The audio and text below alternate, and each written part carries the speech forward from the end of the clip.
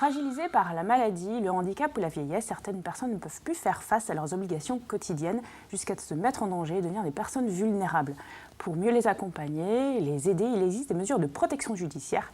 C'est le sujet de notre émission. Bienvenue dans L'heure de rien.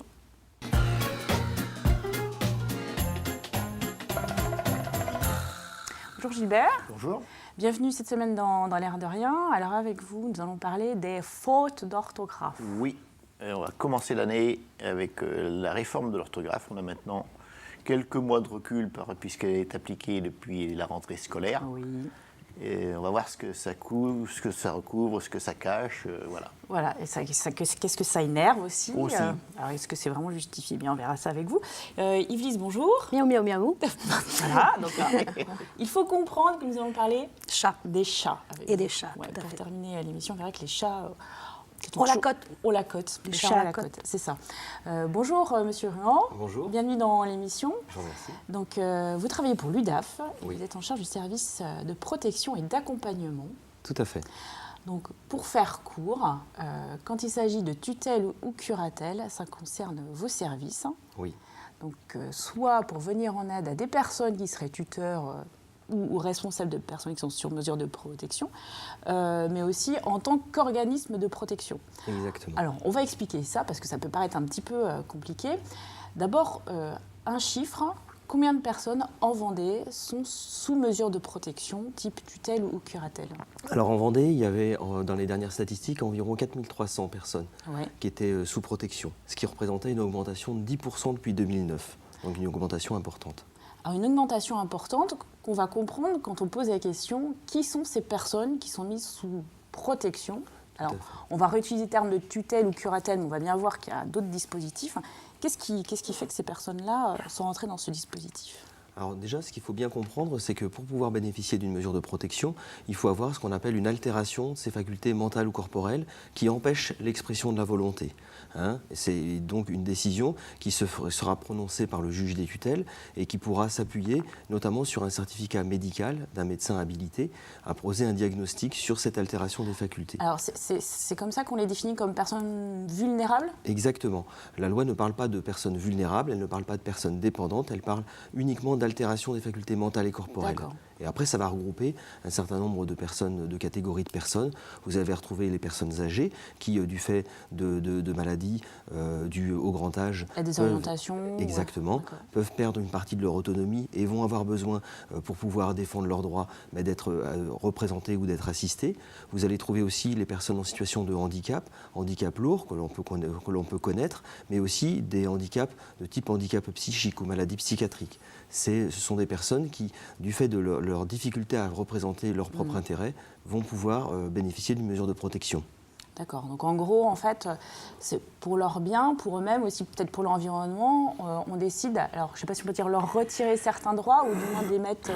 Alors en fait, il faut bien distinguer entre l'exercice des droits et la possession des droits. En fait, une personne sous protection, on ne lui retire pas ses droits. Par contre, pour pouvoir exercer ses droits, elle va être assistée ou elle va être représentée. Et ça, c'est très important puisque la mesure de protection pourrait être perçue comme une mesure un peu de coercition, alors qu'en fait, la personne protégée va conserver ses droits, mais elle ne va pas être en capacité de pouvoir les exercer elle-même dans leur globalité. Sachant qu'après, il y a des degrés en fonction des mesures et que certaines mesures vont permettre quand même un certain nombre d'exercices de droits, alors que d'autres mesures vont être plus restrictives de la liberté individuelle et des droits en général. D'accord, il peut y avoir des étapes un peu intermédiaires. Exactement. Alors, vous avez quand même dit qu'il y a une augmentation de 10% des personnes donc, qui rentrent dans ces dispositifs, Oui. ce qui est assez énorme. Oui. Est-ce que c'est dû au vieillissement de la population, puisque les personnes âgées peuvent faire partie de ce Tout à fait. Je pense qu'il y a plusieurs phénomènes qui peuvent expliquer cette augmentation. Alors, le vieillissement de la population est le premier phénomène, effectivement. On est en plus un département avec un littoral qui attire un certain nombre de personnes qui, à l'âge de la retraite, peuvent venir s'installer sur le département sans forcément être originaires du département et qui vont se trouver, malheureusement, au grand âge, un peu isolés par rapport à leurs membres de leur famille. Ça va nécessiter parfois des protections. Donc, la partie littorale va expliquer expliquer. Après l'allongement de la durée de la vie, et puis aussi peut-être de façon plus sociologique, un certain délitement des liens familiaux qui fait que là où la famille pouvait prendre le relais de façon assez classique et sans forcément passer par une mesure de protection, de façon assez spontanée, mais aujourd'hui, il y a peut-être plus nécessité qu'on ne l'avait hier de pouvoir mettre en place, actionner des mesures de protection ou des mesures d'accompagnement. Est-ce qu'il n'y a pas aussi un phénomène je dirais de distance par rapport entre les générations, parce que les jeunes générations vont plus loin, travailler. Ouais, c'est ça. Tout à fait. Et puis peut-être, je ne sais pas, mais là c'est plus une question, est-ce qu'il n'y a pas une sensibilisation plus forte pour justement anticiper un petit peu, prendre des mesures Alors, la sensibilisation pour anticiper, on pourra en reparler. Logiquement, elle ne devrait pas faire augmenter le chiffre des mesures de protection parce que la loi qui a réformé les mesures de protection, qui a été votée en 2007 et qui a été applicable en 2009, a prévu un dispositif pour pouvoir anticiper la perte de ses capacités intellectuelles ou cognitives et pouvoir contracter ce qu'on appelle le mandat de protection future. Mais ces mesures-là n'entrent pas dans les chiffres des mesures de protection. Donc l'anticipation ne peut pas permettre d'expliquer. Par contre, effectivement, la diminution des rapports, le fait que pour pouvoir trouver un emploi, les enfants vont pouvoir partir plus loin ou sortir du département, peut-être même aller à l'étranger, font qu'il y a effectivement une diminution de ces liens familiaux qui pouvaient permettre. On n'est plus du tout dans le schéma de la ferme familiale qui pouvait accueillir plusieurs générations de personnes et qui ne nécessitait pas qu'on ait un dispositif particulier parce que les anciens étaient pris en charge par les plus jeunes de la même façon que les anciens avaient pris en charge les plus jeunes précédemment. Alors on peut peut-être prendre un cas concret. Qu'est-ce qui est arrivé à une personne qui peut être mise sous protection judiciaire ? Alors, plusieurs cas de figure. Si on prend l'exemple de la personne âgée, une personne âgée commence à montrer des signes de perte d'autonomie et de perte de capacité cognitive, par exemple. Donc vous pouvez très bien, vous, être un enfant de cette personne âgée, votre père ou votre mère. Vous constatez qu'il y a un certain nombre d'actes qui sont posés qui vous font penser qu'il y a une perte de capacité, qu'il y a, par exemple, des achats inconsidérés qui ne devraient pas avoir lieu d'être. Par exemple, des problématiques de repères dans l'espace ou dans le temps. Et ça peut vous amener à vous poser la question de protéger. Parce qu'il faut savoir que chaque personne, tant qu'elle n'est pas sous un régime de protection, elle est jugée capable juridiquement de passer l'ensemble des actes, de pouvoir contracter. Ça veut dire qu'une personne qui ne s'est pas protégée peut vendre son bien immobilier, peut passer des contrats d'assurance, etc. Et il faut aussi prévoir que si elle perd ses capacités, il y a un risque de spoliation, il y a un risque de vulnérabilité. Donc lorsque vous êtes l'enfant et que vous constatez ces signes-là, vous pouvez très bien faire une requête auprès du tribunal d'instance, du juge des tutelles qui est un juge du tribunal d'instance, et avec le certificat médical, avec une explication de la situation et avec des éléments concrets, vous allez expliquer l'état de vulnérabilité que vous constatez de votre parent. À partir de ce moment-là, le juge des tutelles va instruire un dossier et il se prononcera pour ou contre une mesure de protection. En tout cas, le fait d'actionner la demande va obliger la mise en place d'un dossier auprès du tribunal d'instance. D'accord, mais est-ce que la personne là concernée est en mesure de dire « Attendez, moi c'est mes enfants, certes j'ai vieilli, donc il y a des choses que je ne peux plus faire, mais je veux rester maître de mes décisions. » Oui, vous avez tout à fait raison. L'accord et l'avis de la personne protégée ou de la personne à protéger va être primordial. Tout d'abord, la personne protégée ou la personne à protéger peut faire la demande elle-même. On peut très bien imaginer, c'est rare dans les faits, mais on peut très bien imaginer, ça arrive parfois, que je fasse une demande pour moi-même. Je sens que je suis en perte de capacité, donc déjà c'est le premier choix. Même en voulant anticiper en disant le jour où ça arrivera. Alors ça sera différent. Dans ce cas-là, je ne ferai pas une demande auprès du juge des tutelles. Dans ce cas-là, je pourrais faire ce qu'on appelle un mandat de protection future, c'est-à-dire contracter un contrat avec une personne qui sera désignée et qui acceptera le contrat, qu'on appellera le mandataire, et ça sera l'anticipation de sa perte d'autonomie. C'est si ça doit arriver. Ça n'engage à rien finalement. Tout à fait.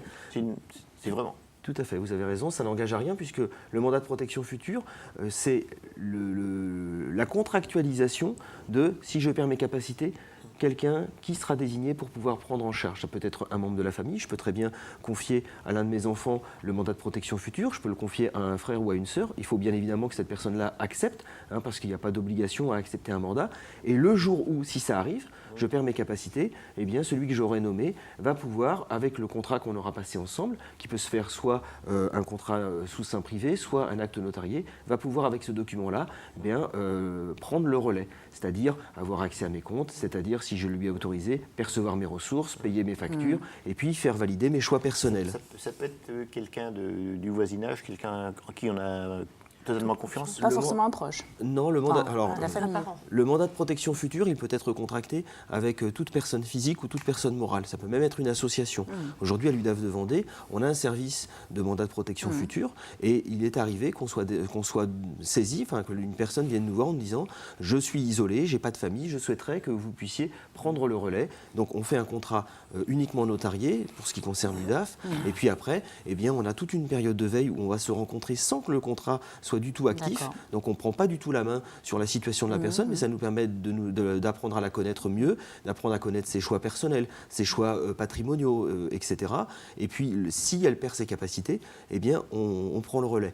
Dans le mandat de protection future, ce qui est important de dire, c'est que on peut toujours, tant qu'il n'est pas activé, on peut toujours revenir dessus. Ça veut dire que quelqu'un qui voudrait confier sa future dépendance ou l'organisation de ses affaires à un proche ou à une association, tant qu'elle n'a pas été, tant que c'est pas acté, elle peut dire bon ben on rompt le contrat, on y met fin. Un peu comme on pourrait le faire sur un testament ou on peut écrire un testament. Exactement. Alors, avant de donner la parole à Gilbert pour sa chronique, on revient, parce que vous avez, on a fait une petite parenthèse avec le mandat de protection anticipé. Donc, la personne, s'il y a son fils qui dit moi, voilà, je veux rentrer dans une procédure, elle a le pouvoir de refuser ou de donner son avis. Alors, de refuser, pas complètement. De donner son avis, oui. Comme je vous disais, il faut une altération des facultés mentales. Il faut que cette altération soit médicalement constatée et la décision, elle appartient au juge des tutelles, donc qui n'est pas lié par le certificat médical. Donc de toute façon, c'est pas un enfant qui va décider de façon unilatérale de mettre un parent sous mesure de protection, voire même d'être nommé comme tuteur ou curateur, ce qui pourrait entraîner des suspicions. C'est le juge qui a ce pouvoir-là uniquement. Après, la personne protégée, elle va être entendue par le juge. Ça fait partie des actes obligatoires dans la procédure. Il y aura une audition. Et pendant l'audition, on va lui poser la question de savoir qui elle pourrait souhaiter comme futur tuteur ou comme futur curateur, si jamais mesure il doit y avoir. Il y a des personnes qui peuvent indiquer au juge, eh bien, je ne veux pas que ma famille soit nommée parce que je ne veux pas mettre des rapports financiers entre moi et mon enfant, je ne veux pas, ou alors je ne veux même pas qu'on les prévienne. Et comme la mesure, elle est individuelle, elle n'est pas collective, la mesure, elle ne va appartenir qu'à la personne protégée elle-même. Donc ça veut dire que si le protégé nous dit, je ne souhaite pas que cette information soit communiquée à mes proches, eh bien, on se doit de respecter ce choix. Très bien. Et après, tout au long de l'exercice de la mesure, le tuteur ou le curateur, il va avoir un certain nombre d'obligations.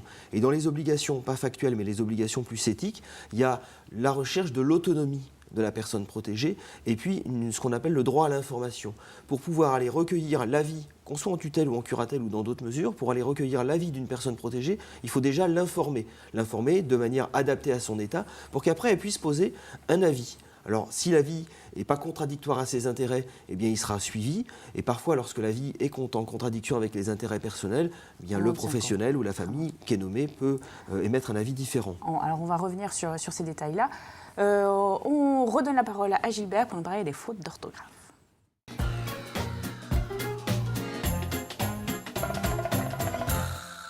Alors, il y a eu une réforme de l'orthographe qui rentre en application seulement il y a quelques mois. Pour la rentrée scolaire. Voilà, qui a étonné, agacé. Un petit peu, parce qu'on touche un peu, je dirais presque au patrimoine culturel, on va dire ça. Ouais. Parce que ça touche, ça affecte un certain nombre de mesures liées à l'écriture précisément.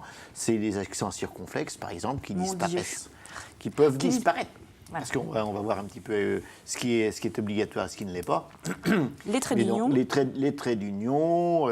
Donc, je ne rentre pas trop dans les détails, mais certaines tournures orthographiques ou des choses qui paraissent un petit peu comme des anomalies, par exemple oignon, que l'on écrit oignon. Hein, voilà. Donc normalement c'est pour faciliter. Normalement c'est pour faciliter un petit peu tout ça. Puis il y a d'autres. C'est plus compliqué que ça la réforme, hein, parce que ça touche aussi les mots composés, le participe passé. Par exemple, quand on dit elle s'est laissée mourir, auparavant, enfin jusqu'à maintenant, on pouvait au féminin mettre un e à laisser. Oui. Ça n'est plus obligatoire aujourd'hui. Puis des mots empruntés, notamment des mots étrangers, quoi. Au total, c'est quand même pas tout à fait neutre, puisque ça affecte 2400 mots. Oui. Hein. Bon, alors, cette réforme, dans les textes, ça ne concerne que les manuels scolaires, et ça n'est pas obligatoire. Voilà, donc si on continue, si on n'a pas compris cette réforme, on peut continuer. On peut passer à côté.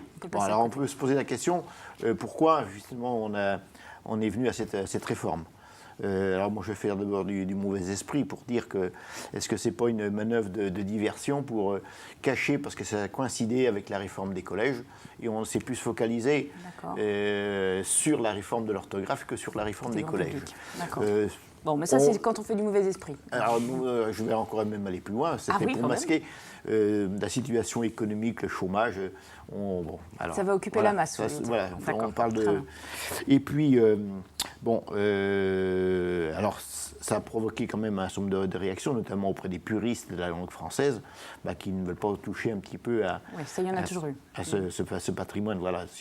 Et à l'inverse, ceux qui étaient pour considéraient, à l'inverse, que l'on n'a pas été assez loin. On aurait pu, franchement, parce qu'il y a eu des réformes préalables auparavant, qui ont été beaucoup plus fortes que ça. Si on remonte à la toute première réforme, il y avait un quart des mots français, c'était au moment où on passait du François au français, un quart des mots français qui ont été affectés, quoi. Et puis la dernière, c'était 1935, qui a été un petit peu plus légère, mais pourquoi pas, effectivement, évoluer. Et pour conclure il faut déjà conclure. Oui, ça fera une deuxième chronique. On y reviendra peut-être, parce qu'effectivement, ça touche aussi ce qui... C'est un petit peu en relation aussi avec le niveau de formation des élèves, aussi bien au niveau primaire que plus tard. Il y a des comparaisons qui ont été faites entre ce qu'étaient les élèves, leur connaissance du français, les dictées, etc. Oui. Comme d'ailleurs dans d'autres domaines, les sciences ou les maths, il y a plutôt, un recul. Mais il n'empêche qu'en ce qui concerne le français, c'est quand même aussi important de bien écrire. C'est une forme de respect, je dirais, par rapport à ceux qui sont destinataires d'un courrier, d'un message.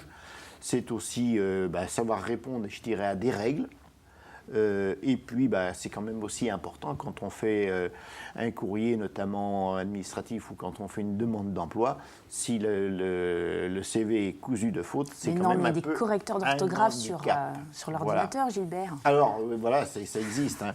Bon, mais il n'empêche qu'on peut aujourd'hui, puisqu'on est au début de l'année, offrir un dictionnaire. Et le dictionnaire commence à intégrer ces nouveaux mots, mais c'est pas... Puis ça cale bien un meuble aussi. Alors on accuse aussi les libraires, justement, les éditeurs, d'avoir été pour cette réforme, beaucoup plus que l'éducation nationale, beaucoup plus que l'Académie française, parce que tout le monde se rejette un petit peu le bébé, personne ne voulait prendre la responsabilité de cette réforme. Bon, mais c'est vraiment beaucoup de mauvais esprit, Gilbert Inscrit.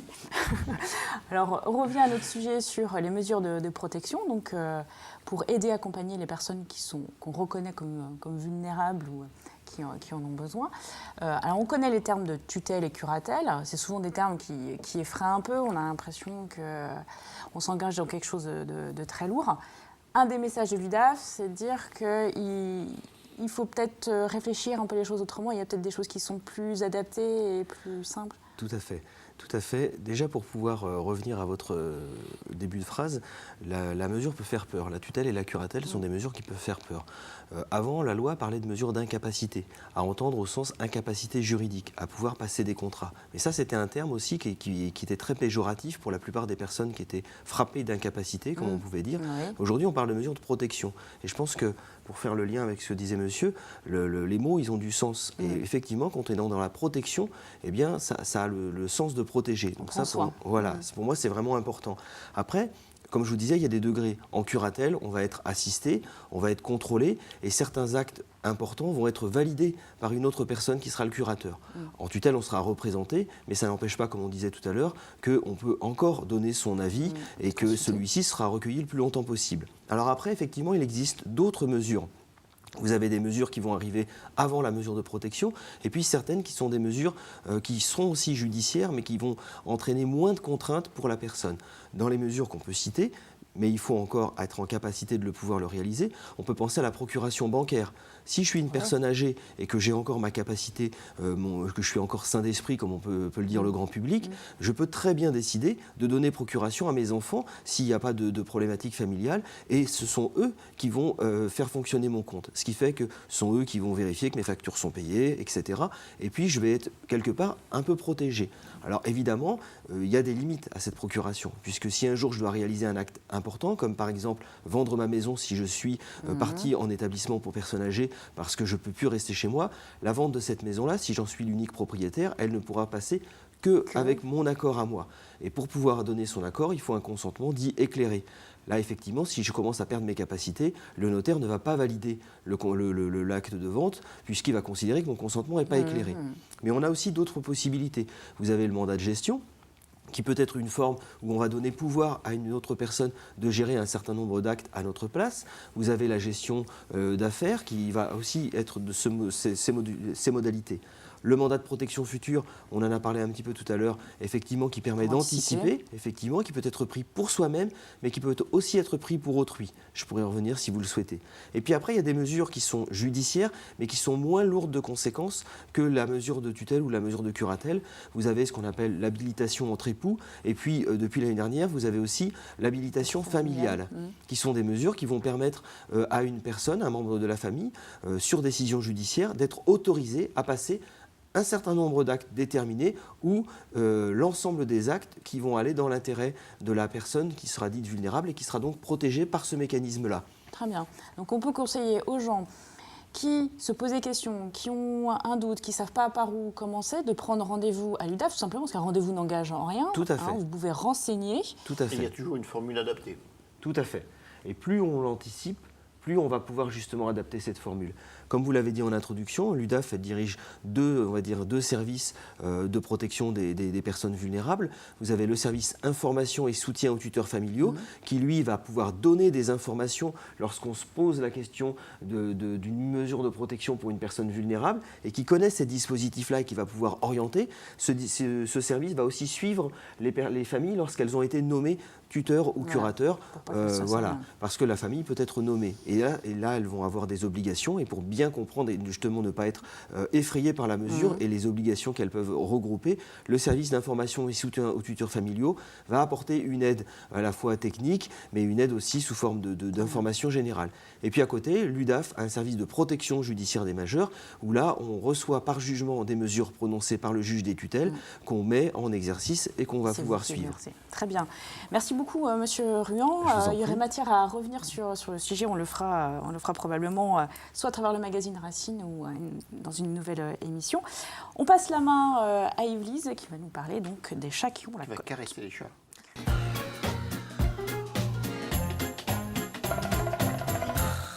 Bonjour. Deux livres, un calendrier sur les chats. Oui, alors je vais commencer tout de suite par le chat de Schrödinger, qui m'a donné un peu l'idée de cette chronique. Alors Quesaco, c'est en fait Marie-Christine Duprat a sélectionné plein d'histoires d'animaux célèbres qui ont eu un rôle dans l'histoire des hommes, notamment si je vous parle des oies du Capitole qui ont sauvé Rome, par exemple, du carnage, si je vous parle des éléphants d'Hannibal qui ont traversé les Alpes, si je vous parle aussi de Ham, c'est peut-être moins connu, c'est le premier chimpanzé américain astronaute qui est revenu vivant de l'espace, à la différence de Laika la russe. C'est pas tous des chats, mais il y a quand même le chat de Schrödinger. Le physicien autrichien Erwin Schrödinger a fait au début du siècle une expérience pour démontrer sa théorie de physique quantique. Donc il a illustré en enfermant dans une boîte durant 1 heure un chat, une capsule de cyanure et une particule radioactive. Donc au bout d'1 heure, je vous laisse deviner si le chat est sorti vivant ou mort. Donc ça, c'est dans le livre Vous saurez la solution. D'accord, grâce au chat. Au chat de Schrödinger, donc, et autres animaux célèbres. Donc, le livre est donc de Marie-Christine Deprun, c'est aux éditions Pygmalion, il coûte 15 €. D'accord. Second livre que je vous ai retenu aujourd'hui, que je vais vous présenter, c'est donc Les pouvoirs du chat noir. On dit que le chat noir porte malheur. Oui. On dit aussi que la nuit, tous les chats sont gris. Et on dit aussi qu'il ne faut pas réveiller le chat qui dort. Voilà. Des expressions, d'accord. Des expressions autour des animaux, alors des expressions des fois un petit peu fantaisistes, des croyances populaires, voilà. Des expressions aussi liées à d'autres animaux que le chat, là aussi. Par exemple, vous apprendrez pourquoi on dit qu'il faut absolument étaler de la graisse d'Ursus sur les enfants pour les rendre vigoureux.